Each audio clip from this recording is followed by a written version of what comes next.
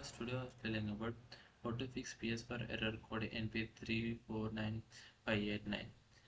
In this section, we will be through the fixes that will help you fix the issue of error code Np-34958-9 in your Ps4 console and check the PSN server status. Ps4 error code Np-34958, check the server status. Then error Np-34958 happens most of the time when your console is unable to check the network of PSN. Due to this, if the server of PSO are going through scheduled maintenance, you will be seeing the error code Np-34958-9 and configure Ps4 DNS settings.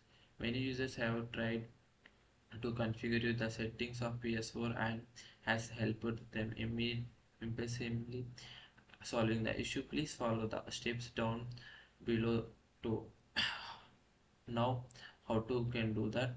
And open your console, go to settings menu, deactivate and reactivate all consoles. If if the fixes above the did not help you, there another alternative fix that you can try. Open the website of PlayStation and sign into your account. Go to device management section, deactivate all consoles attached to your account from here and change the password of your account and contact the support team of PS4 PlayStation support.